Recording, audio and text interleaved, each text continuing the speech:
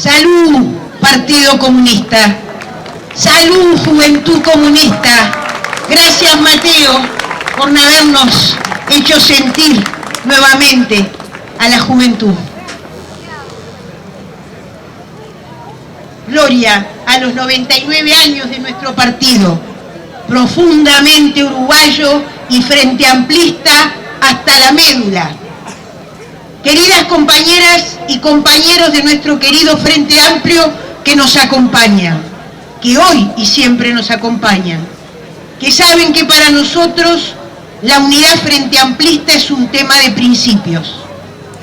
Compañeros de los distintos sectores que respaldan las candidaturas de Óscar y Carolina, un especial saludo para nuestros compañeros entrañables del Fidel. Saludamos desde aquí a la compañera Graciela, a nuestra candidata a la vicepresidencia y a nuestro candidato Daniel Martínez, a quienes llevaremos el próximo 27 de octubre a la presidencia y a la vicepresidencia sin lugar a dudas. Permítanme desde aquí enviarle un apretado abrazo a nuestro querido compañero presidente Tabaré Vázquez.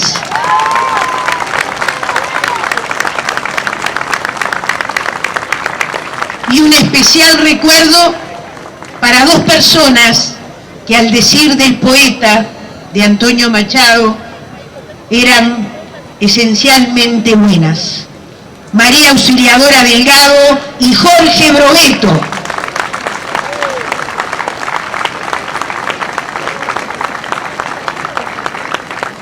Camaradas, este aniversario no contaremos con un imprescindible, correteando por ahí, así, sacando fotos como lo hace Guillermo. No está entre nosotros Camilo Bull. En él, en Julio Verde, en el Chimango Faustino Rodríguez, en Víctor Núñez, en Walter Erbi, en Ronald Acevedo y en mi querido negro Teófilo Arévalo, recordamos a cada uno y cada una de las compañeras que dedicaron su vida a la causa de nuestro pueblo y nos han dejado físicamente este año. Están en el corazón de nuestro partido y nos convocan a levantar las banderas, a renovar nuestro compromiso de lucha en pos de la pública felicidad. Representan esa palabra que parece antigua y está cada día más vigente: militantes, la militancia política cotidiana. Aquí, nosotras y nosotros, quienes nunca imaginamos que íbamos a tener una responsabilidad, los que a lo ancho y a lo largo del país ponen el pellejo para demostrar sus verdades, al decir del comandante Che Guevara. Y con ellos y ellas decimos que hoy no hay tarea más revolucionaria que ganar el próximo 27 de octubre en primera vuelta y con mayorías parlamentarias. Ese es nuestro compromiso con el pueblo uruguayo, con los y las trabajadoras de este país, con la juventud, con la infancia, con nuestras viejas y viejos. Es un compromiso que viene de lejos, de sacrificio, de dejar la vida defendiendo la democracia, y lo subrayo, nosotros, a los que a cada rato nos tratan de estigmatizar, pero sabemos lo que somos y por lo tanto lo decimos. Es un compromiso del presente y con el futuro. Lo voy a repetir muchas veces a lo largo de mi intervención. Se trata de ganar para seguir profundizando los cambios y continuar nuestra lucha en pos de la igualdad y la justicia social, que es nuestra razón de ser. Llegamos a este aniversario en un momento de enormes tensiones en el mundo. Sin dudas, el más peligroso para la paz desde el fin de la Segunda Guerra Mundial. El imperialismo despliega una fuerte ofensiva mundial y particularmente continental, y se propone a como dé lugar la restauración del neoliberalismo, la desarticulación de la integración latinoamericana y la liquidación de las conquistas democráticas y de bienestar social de nuestros pueblos, alcanzadas por los gobiernos de izquierda, populares y progresistas en las 2 últimas décadas. La acción del imperialismo yanqui y sus aliados se torna cada vez más agresiva, con el objetivo de control de los recursos naturales y por tanto del poder en el mundo, no importando además el destino del planeta y actuando en contra, sin lugar a dudas, del medio ambiente. El avance de China y Rusia cuestionan la hegemonía de los Estados Unidos y sus aliados en todos los terrenos. Por supuesto, también nos preocupa en Europa el avance de la extrema derecha, poniendo en jaque la democracia y la integración europea. No se asusten, no voy a realizar un exhaustivo análisis de la situación internacional, pero siempre nuestro partido ha contextualizado su accionar y nos ha refrescado para ver a dónde tenemos que poner los acentos. Les cuento una cosa, es la tercera vez que me toca intervenir en un acto aniversario de partido. La primera vez, después del 92, éramos unos pocos, me acuerdo, también vestida de rojo. La segunda vez éramos muchos más, hacía más frío y garuaba, y hablé casi 1 hora 3/4. Y entonces el compañero Mariano Arana, que estaba sentado en primera fila, dice, bueno, para el próximo programa debemos poner estufas en las calles, porque era ya en Fernández Crespo. Pero eso no va a pasar hoy, así que quédense tranquilos. La decadencia de la hegemonía del imperialismo estadounidense es una realidad vista en el largo plazo, pero no es segura su caída. Estados Unidos tiende a ser desplazado como principal potencia mundial, pero puede impedir su caída si logra sus propósitos de dominación en varios continentes, en particular en nuestra región. La región latinoamericana y caribeña es el escenario de una confrontación histórica. La intención imperialista de controlar los recursos naturales del continente con la implantación de gobiernos que sirvan a sus intereses, incluso recurriendo a golpes blandos como en Honduras, Paraguay y Brasil. ¡Cuánta hipocresía! ¡Cuánta desfachatez! No existen suficientes calificativos para las declaraciones de Temer, reconociendo que hubo un golpe de Estado en Brasil. Dilma, querida Dilma, ustedes saben que a veces uno utiliza símbolos. Con esta chaqueta y con las 3 mariposas que significan a las hermanas Mirabal, aquellas, a las primeras que reconocimos en ella la violencia hacia las mujeres en todas sus manifestaciones, reconozco a Dilma, aquella a la que le decían uno por uno, chau querida, vaya si además de todo no había violencia política en esas manifestaciones. Cuánta indignación pensar en Dilma y en Lula. Sí, libertad para Lula, nuestro saludo desde aquí.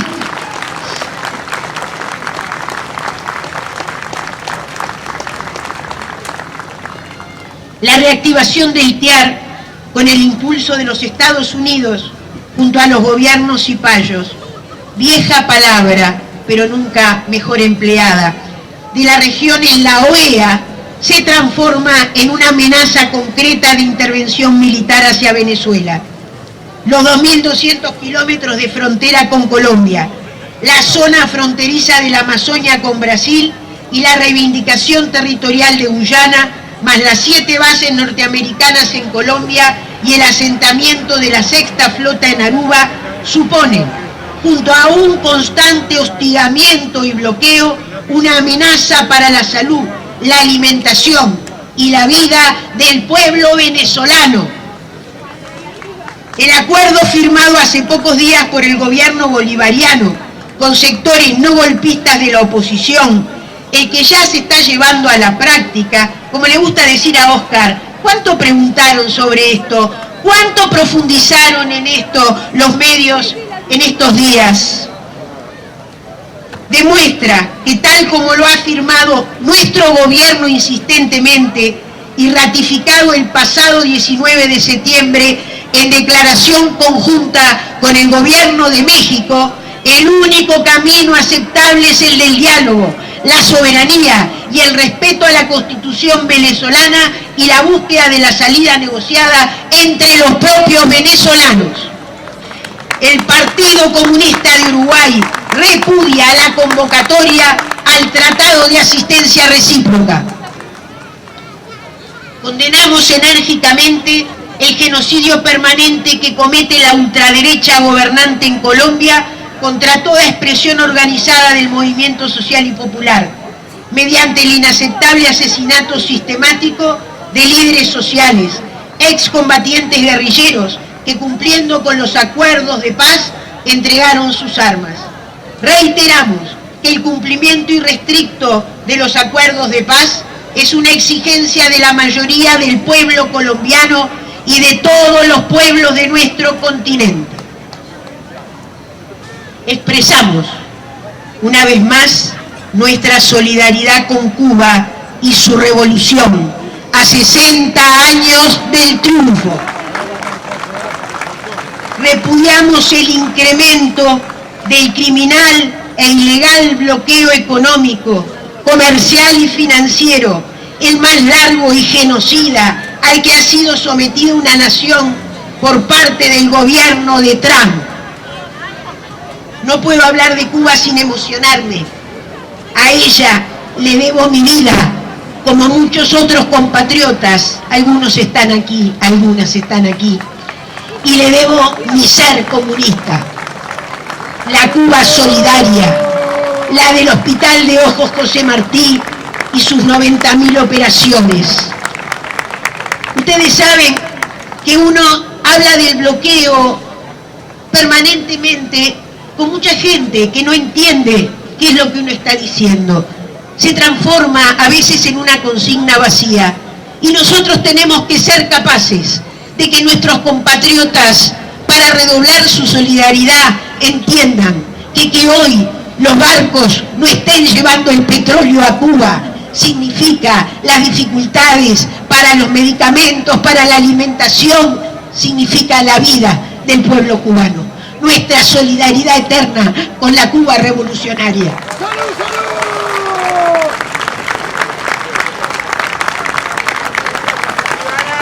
Porque si hay algo que aprendimos es la solidaridad que Cuba ha sido capaz de dar sin pedir nada a cambio a todos nuestros pueblos. Y tuvimos que asistir a tener que explicar por qué, aquí, ahí enfrente, por qué firmábamos un convenio con Cuba para atender a miles de personas con discapacidad, para tener sus prótesis, para tener sus zapatos ortopédicos. ¿Por qué? ¿Eran los más baratos acaso? Nos preguntaban quienes cuestionaban que firmáramos un convenio con nuestra querida Cuba. Qué poco entienden de lo que Cuba nos ha dado a todos. Llamamos en estas circunstancias a fortalecer la herramienta del Foro de San Pablo como una herramienta en la que nosotros y muchísimas fuerzas de nuestro Frente Amplio hemos sido forjadores. Somos parte de la lucha de nuestra América. Enfrentamos con movilización popular, con pueblo organizado, la contraofensiva imperialista. Con Rodney Arizmendi aprendimos que la lucha continental es una, multicolor, que es ritmo y cauces distintos y que la hacemos los hombres y las mujeres. Hace muchos años, y con el negro Teófilo, con Nilda, con Luz, compartíamos con compañeros de otros países, y entonces un compañero chileno que tocaba muy bien el tango, acompañado de un camarada argentino que tocaba el bandoneón y que había pertenecido a la orquesta de Pugliese, decía: el tema es que en Uruguay la revolución va a tener ritmo de tango.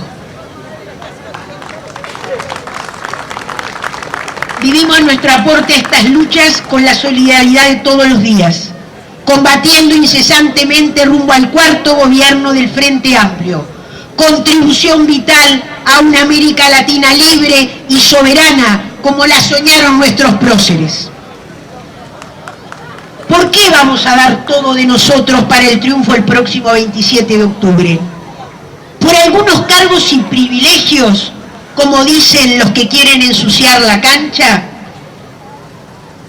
¿Qué han significado estos casi 15 años de gobierno frente amplista para nuestro pueblo?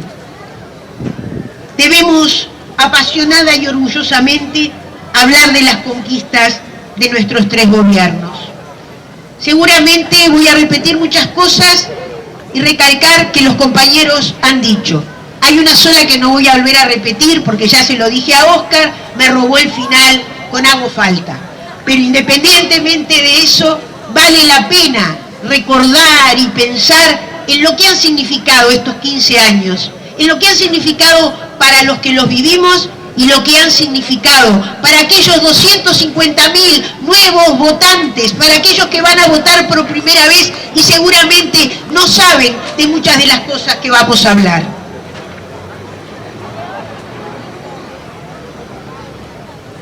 Decir que siempre nos guió la consigna de nuestro prócer, que los más infelices sean los más privilegiados. Nosotros vamos a hablar de las conquistas de nuestro gobierno, y lo adelanto para no tener que decirlo muchas veces.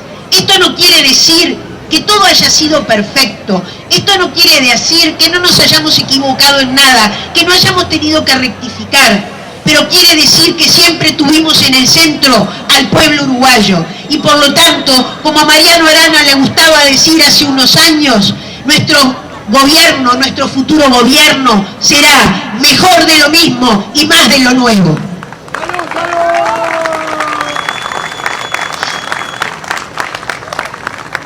Tenemos por delante 35 días para las elecciones nacionales.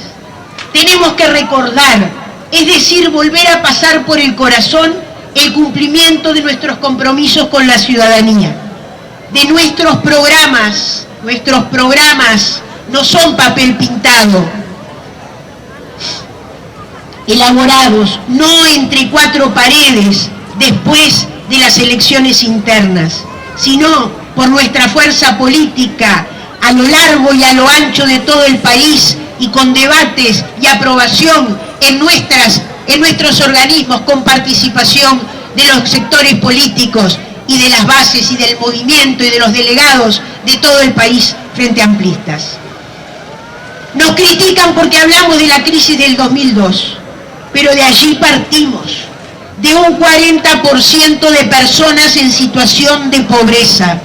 Hoy, 15 años después, hay un 8%, que por supuesto nos duele, y como Óscar decía, aparte nos duele mucho más, porque la mayor concentración está en los menores de 5 años. Ese 16% de que aquí se decía, por eso ese fortalecimiento de las políticas hacia la primera infancia, en este periodo y en el que vendrá.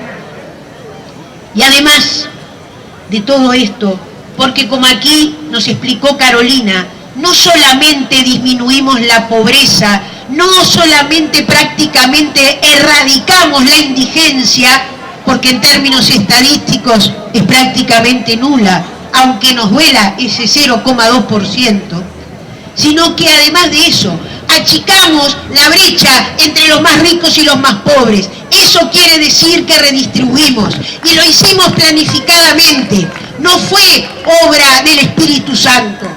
En realidad, cuando tomamos una serie de medidas que las transformamos en leyes, antes de ello hicimos una cosa que se llama la evaluación ex ante, dicen los técnicos, los sociólogos, una simulación de cuál iba a ser el impacto que esas medidas iban a tener. Y efectivamente nos daba que la reforma tributaria, que la reforma de la salud, que la reforma de la seguridad social que las transferencias monetarias, que todo ello en conjunto nos iba a permitir llegar al 2012, y estábamos en el 2008, con una disminución sensible de la brecha de la desigualdad. Y así fue. Somos hoy el país más igualitario de América Latina, no como algunos piensan, no lo decimos nosotros.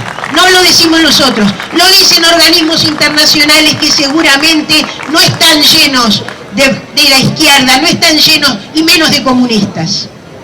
Pero sin embargo, y en esa comparación que aquí nos gusta hacer, somos mucho más igualitarios que ese país que nos muestran como modelo. Tenemos muchas menos personas pobres en situación de pobreza que ese país con los que permanentemente nos presentan como modelo.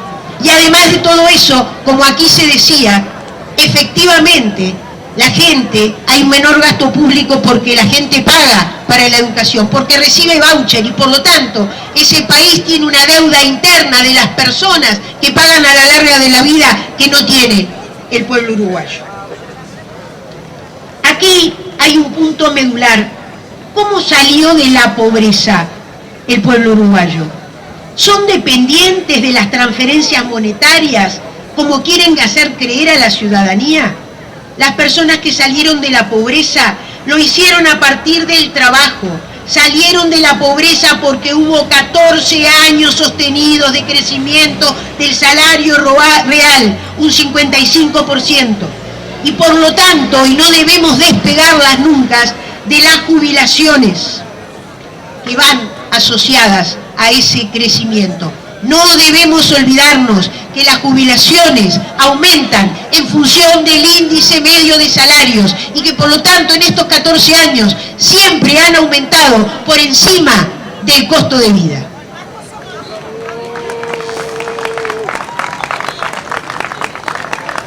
Porque hace 14 años que se reinstalaron los consejos de salarios. Esos consejos que la oposición promete tranquilamente desnaturalizar. Oposición que en sus programas dice poco, pero sobre esto tienen una sola opinión. La de las cámaras empresariales, las que denunciaron al gobierno uruguayo ante la OIT y las que además son a su vez sus asesores. Negociación por empresa, no por rama, de salario mínimo, sin discusión de condiciones de trabajo. Por lo tanto, vuelvo a repetirlo, van a afectar también el incremento de las jubilaciones. Y después de todo esto, no quieren que se pronuncie la central de trabajadores. Esto sí que es insólito. ¿Cómo se imaginan que hubiera terminado el conflicto de Montevideo Gas, oso, que andás por allí, si no gobernara el Frente Amplio? Prometimos en nuestro programa en 2004 un plan de emergencia que empezaba y terminaba. Nos decían que iba a ser la debacle y terminó en diciembre de 2007. Pero en esos años pensamos juntos una serie de reformas que dimos en llamar el Plan de Equidad y que implicaron leyes que cumplieron la mayoría 10 años el año pasado. Recién las mencioné, la reforma tributaria, la educativa, de la salud, de la seguridad social. Sí, a partir del 2008 tuvimos Sistema Nacional de Salud y FONASA, es decir, universalización de la salud con planificación de progresividad. Ya nos olvidamos que existía el carné de pobre para asistirse en una pobre salud pública, que la familia de la trabajadora o el trabajador no tenía cobertura de salud. Los docentes, nos acordamos que nos daban una partida que no era toda la cuota mutual para pagar la mutualista y que teníamos que llevar los recibos que probaran que pagábamos. ¿Qué opina la ciudadanía del Hospital de Tacuarembó, de Rivera, del Maciel, del Pasteur, de traumatología, del Hospital de Ojos, del Pereira Rosell, de la maravilla del Hospital de Colonia, querida Susana? Y como los más infelices tienen que ser los más privilegiados. En el Hospital de Colonia hay 55 ex trabajadores y trabajadoras de Fanapel de Juan Lacase, que agrupados en 4 cooperativas sociales se ocupan del mantenimiento del hospital, de la limpieza, son camilleros. Y esto también tiene que ver con el paquete de leyes del Plan de Equidad. La creación, en el marco de la ley de cooperativismo, que es fruto del gobierno Frente Amplista, de las cooperativas sociales, hoy más de 450 en todo el país, esas que la oposición permanente está buscando al derecho y al revés, a ver qué problemita tienen, cuando la ley claramente dice que pueden ser contratadas directamente por el Estado. En el marco de la economía social y solidaria, vienen de otras partes del mundo a conocer esta experiencia. Pero también ese plan que seguimos aplicando, desarrollando en estos años, implicó ajustes acordes a la realidad en la seguridad social, partiendo de la base que la seguridad social es un derecho. Implicó, previo a legislar, un diálogo social. En ese momento fue la creación de las asignaciones familiares del Plan de Equidad.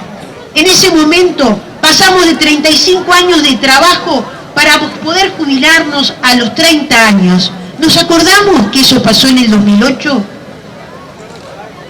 Que modificamos la jubilación por edad avanzada, que creamos la asistencia a la vejez, que extendimos a 1 año el seguro de desempleo para los mayores de 50 años, el monotributo social, que permite regularizar pequeños emprendimientos, la venta ambulante. ¿Nos acordamos de todo esto que posibilitó ejercer sus derechos a miles y miles? Aprobamos la ley de trabajo doméstico y hoy hay lauda, porque como la seguridad social es un derecho, peleamos contra la informalidad. ¿Saben cuánto estuvieron archivadas propuestas sobre las trabajadoras domésticas en este Parlamento, presentadas por nuestra bancada? Hoy nos acordábamos de que en aquel plan de emergencia que Tabaré presentó en 1999, que ofreció, porque crisis ha habido muchas, estaba el tema de las trabajadoras domésticas. Pero se requirió el triunfo del Frente Amplio y la mayoría parlamentaria para su aprobación. ¿Qué opinan los trabajadores rurales de las 8 horas? ¿Y de los que no las votaron? Y también en ese 2008 comenzamos a darle visibilidad al trabajo no remunerado de las mujeres. Se aprobó el reconocimiento de 1 año por hijo para la jubilación, que solo en ese año significó que se jubilaran 5.000 mujeres. Hoy superamos las 35.000 que han sumado años para la jubilación por esta sencilla ley. En realidad, en el 2007 había comenzado el debate sobre el tema de los cuidados, puesto sobre la mesa por la sociedad civil, vinculado a la lucha de las organizaciones de mujeres y feministas. Todas las reformas de 2008 implicaron importantes recursos, por lo tanto quedó solo la bandera plantada que se retomó en el periodo pasado, y en este, con la creación del cuarto pilar de la protección social, el sistema de cuidados. Sistema que tiene el mismo carácter que tuvo el Sistema Nacional de Salud, es decir, definición en la ley de progresividad. Por lo tanto, significará seguir avanzando en cobertura en nuestro próximo gobierno. Un sistema que tiene un valor sustantivo, porque trata de pensarse desde las necesidades de las personas y de los territorios, y no de las estructuras preexistentes. Por eso, en cobertura de primera infancia, además del enorme crecimiento del Plan CAIF, que continuará, de los CAPI, tenemos las casas comunitarias de cuidados en pequeñas localidades. La semana que viene, o la otra creo, que se inaugura una en Pueblo Cufré, allá en Colonia. Y tenemos una en Pueblito Castro, en Flores, donde van 9 niñas y niños. Y hay otras en el conjunto del país. Los centros siempre, centros que son un acuerdo entre sindicato, empresas y el Estado. Y esto además tiene un valor importante porque tiene que ver con la flexibilidad para que la trabajadora y el trabajador pueda desarrollar su trabajo con tranquilidad y reciba una atención de calidad. y seguirá creciendo en nuestro cuarto gobierno. Esta inversión en primera infancia seguirá creciendo en nuestro cuarto gobierno.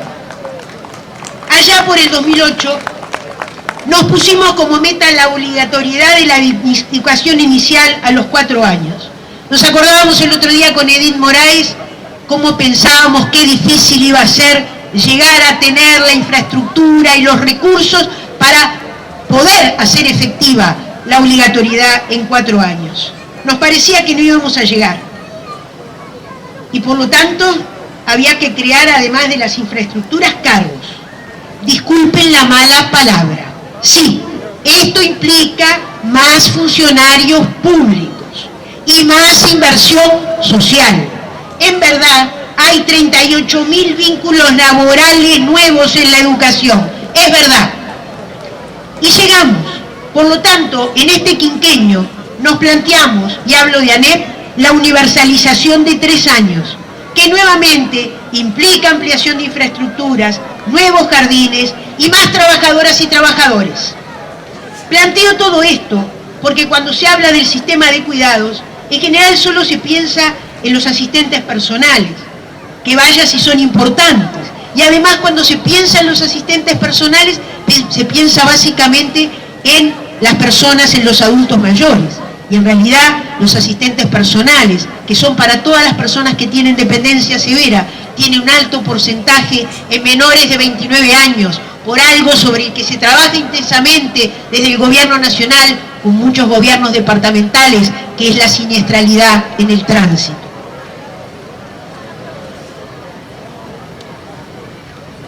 Vaya si son importantes los asistentes personales.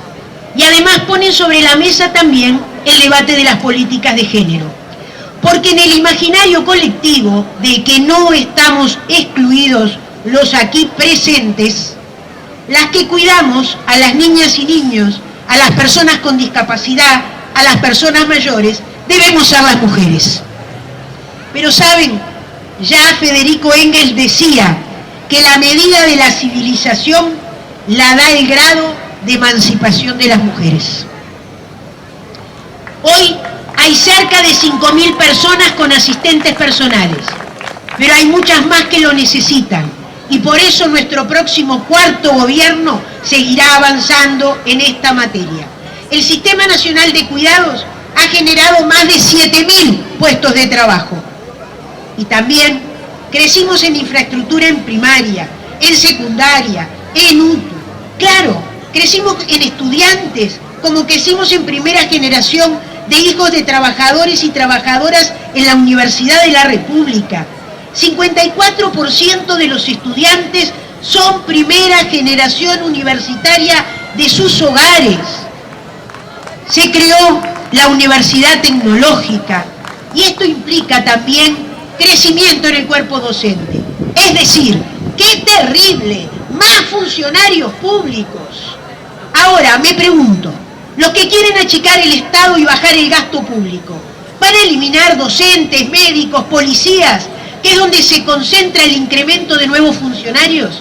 Es decir, ¿piensan afectar la atención en primera infancia, la educación tan vapuleada, la salud y la seguridad? Todos los sectores hablan hoy de incrementar la inversión en medidas y dispositivos para atender la violencia hacia las mujeres, que implica también en muchos casos a niñas y niños, que son tan víctimas como su madre. Ahora bien, años estuvo encajonado un proyecto de ley del querido Díaz Maynar, en aquel momento para la Defensoría de la Víctima, proyecto que retomó luego nuestra compañera Marina, pero los votos no estuvieron. Nunca antes del Frente Amplio hubo política pública de género. Por supuesto que esta política pública viene precedida de la lucha de las organizaciones de género y feministas. Y cuando digo esto, hablo en primer lugar del gobierno Frente Amplista de Montevideo, que creó el primer dispositivo de atención a la mujer víctima de violencia, el teléfono, ese que sigue existiendo, que siendo departamental se transformó en nacional. La Comisión de la Mujer en aquella época, que apoyándose en las organizaciones de mujeres locales, crea la primera mujer a partir de la querida Mariela Mazzotti. ¿Qué encontramos cuando llegamos al gobierno nacional? Un Instituto de la Mujer y la Familia con 10 funcionarias, Carmen Beramendi anda por ahí, que dependían del MEC. Creamos el Instituto de las Mujeres, con presencia en todo el país.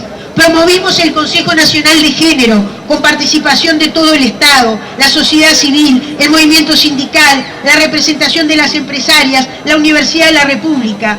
Promovimos leyes. La Ley Integral de Violencia Basada en Género, la tipificación del femicidio, la Ley de No Discriminación e Igualdad de Género. Porque sí, existen las desigualdades sociales, pero están atravesadas también por las desigualdades de género, de etnia y de raza. La lucha por la igualdad entre mujeres y varones sigue siendo nuestra bandera, la de los comunistas, la de los frente amplistas, tal cual quedó consagrado en nuestro programa en el último Congreso. Saludamos el reconocimiento realizado a nuestra querida Julia Arévalo, primera senadora mujer del continente, por la Asamblea General y por el Centro Cultural que lleva su nombre. Pero el camino a recorrer es largo. Hemos legislado, pero el cambio cultural es más lento. Saludamos la fantástica movilización de los 8 de marzo, que entremezcla generaciones, y las más jóvenes asumen la bandera, como la asumen el 20 de mayo en la lucha por verdad y justicia, y en septiembre con la marcha de la diversidad.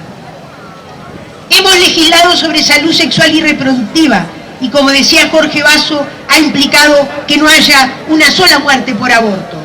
Hemos legislado sobre la trata de personas. Hemos desnudado la hipocresía con nuestra política hacia la diversidad, y tenemos ley que reconoce los derechos de las personas trans, a la salud, a la identidad, a la identificación, a la reparación para aquellas que sufrieron vejaciones y torturas. En estos 15 años se aprobó la ley de concubinato, el matrimonio igualitario. Muchos llaman a esta no exhaustiva lista de leyes la nueva agenda de derechos. No es una nueva agenda de derechos. Son leyes que reparan injusticias de derechos que todas y todos tenemos, pero que les hemos negado en el pasado a diversos sectores de la sociedad. Como durante años negamos el derecho al trabajo, al estudio, al disfrute a las personas con discapacidad. Sí, nuestra concepción es todos los derechos para todas las personas. Y acá, claro que sí, después de todo lo que he dicho, y lo que falta por decir, y lo que falta por hacer, no hay ninguna duda que se confrontan desde hace mucho tiempo dos proyectos de país. Y no tenemos que tener miedo a decirlo. Se confrontan dos proyectos de país, dos concepciones de cómo se distribuye la riqueza del país. Imagínense que no he hablado de las políticas culturales en todo el país, de las obras de infraestructura. Lo escuchábamos el lunes al Toto Rossi en su rendición de cuentas. No he hablado de la política de vivienda y de cómo crecerá, además, en nuestro cuarto gobierno. Del plan Ceibal, del plan Ibirapitá, de nuestras telecomunicaciones habló magníficamente la querida compañera. Pero yo quiero referirme a algo, como lo hice el otro día en la inauguración de la 10ª, que ella no dice, porque refleja también una concepción de país. Voy a comenzar diciendo que ya nadie se acuerda que acá teníamos dos esqueletos que nadie había abordado: el Sodre y donde hoy está la Torre Ejecutiva, que era un edificio para la Suprema Corte de Justicia. Esos dos edificios se culminaron porque llegó el Frente Amplio al gobierno. Y además de todo eso, nos sucedió en el 2010 que se nos cayó el techo del cilindro. Y dijimos y nos comprometimos con la ciudadanía ese día de octubre del 2010 a que no iba a ser el cilindro un nuevo Sodre, que no iba a ser un nuevo esqueleto. Y por lo tanto nos propusimos y nos pusimos para realizar allí tres cosas: un centro de conferencias, un centro de espectáculos cerrados y un predio ferial. Eso es lo que aspirábamos. En realidad, Carolina, que se ofreció porque tenía los recursos y porque además estudió como hace y comprendió que en la mayor parte del mundo las arenas, que eso es el Antel Arena, la llevan adelante empresas de telecomunicación privadas, por lo tanto alguna ganancia les deja, era lo que debía hacer Antel.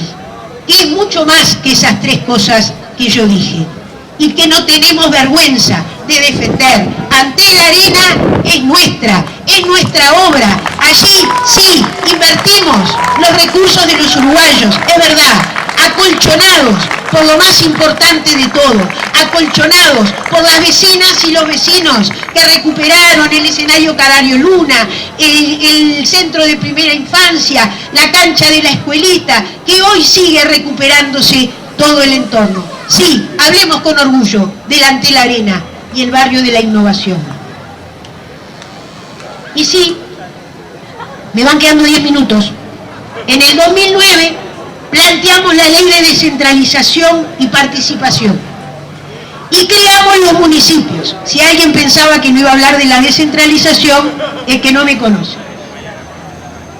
Los gobiernos de cercanía, la proximidad, la cercanía, ha sido una constante de estos 15 años. El diálogo, el encuentro con las organizaciones sociales en todos los rincones del país. Claro que nos cuesta cambiar una tradición centralista de décadas y décadas. Claro que muchos se hicieron abanderados de la descentralización, en particular el Partido Nacional, y nunca la llevó adelante. Tuvo que llegar el Frente Amplio para que hubiera ley de descentralización y participación y tuviéramos gobiernos locales. También lo ha sido en las políticas sociales, la cercanía planteada, tan criticadas por la oposición. Creo que no saben de qué hablan. Hoy hablé de las personas que aún están en situación de pobreza. A ellas llegamos no de manera asistencialista, como dicen permanentemente. Llegamos allí, a cada casa, a trabajar con las familias, en conjunto con INAU, con las mujeres embarazadas y niños hasta 3 años, con Uruguay Crece Contigo, con la salud, a los jóvenes, con Jóvenes en Red, y con otros organismos y organizaciones sociales. Abordamos los problemas en el territorio concreto. Es cierto, estas intervenciones tienen límites, y entre ellas está la acción del crimen organizado, y nunca debemos de dejar de plantear que este tema está sobre la mesa. Por eso, en nuestro próximo gobierno, la estrategia de proximidad tiene que ampliarse y profundizarse. Ese es nuestro compromiso, plasmado en nuestro programa. Y discúlpenme, hay un señor que permanentemente dice que hay unos burócratas y unas burócratas instaladas allí en 18 de julio y barrio Zamorín, pero que va a instalar en realidad el Ministerio de Desarrollo Social en Casaballe. Y yo digo, conoce poco Casaballe, porque en realidad no solo el Ministerio de Desarrollo Social está en Casaballe, formando parte de ese plan fantástico que cumple 10 años también, el plan de la cuenca del arroyo Casaballe. Allí, en el Centro Cívico Luisa Cuesta, está el Banco de Previsión Social, está Identificación Civil, está la Intendencia, está el municipio, está el programa Esquinas de la Cultura, hay programas dirigidos a los jóvenes del Liceo 73 como Mové tu Barrio, está el Plan Juntos. Están los distintos programas de proximidad del Ministerio de Desarrollo Social, el servicio de atención que además trabaja en las reivindicaciones del barrio con las vecinas y los vecinos. Pero eso no es solo Casaballe. En realidad, el Ministerio de Desarrollo Social tiene 43 oficinas a lo largo y a lo ancho del país y 400 puntos de atención para llegar a cada rincón del país en función de las diversas necesidades, con un fantástico trabajo además en el área de ruralidad, que por ahí anda quien lo lleva adelante.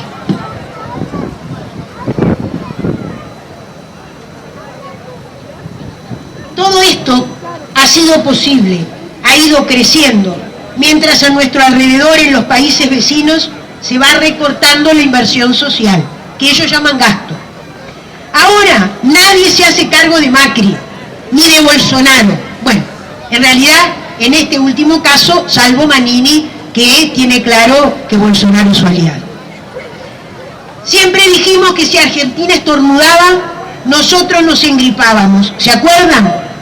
Hoy nuestro pueblo hermano sufre enormemente, lo que no nos alegra, y esperamos superen rápidamente esta situación.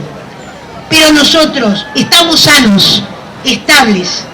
Las calificadoras de riesgo nos han mantenido el grado inversor.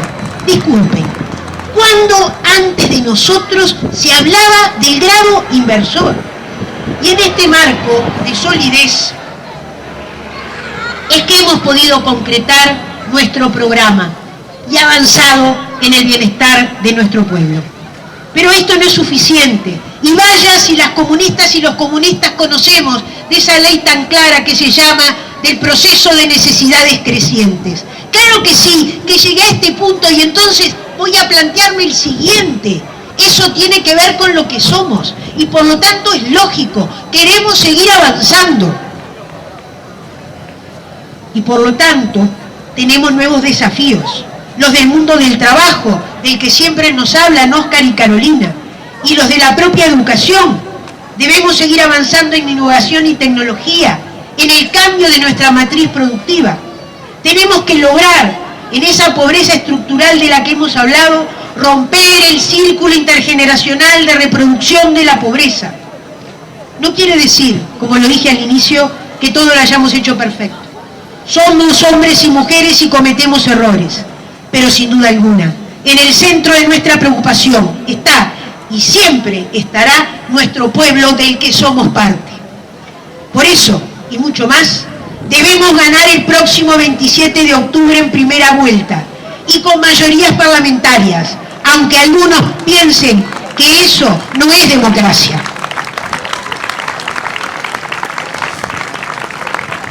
Camaradas, compañeras y compañeros, amigas y amigos que nos acompañan, sin duda podría agotarlos hasta mañana.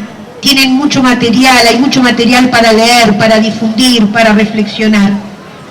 Pero a partir de hoy entramos en los 100 años de nuestro partido.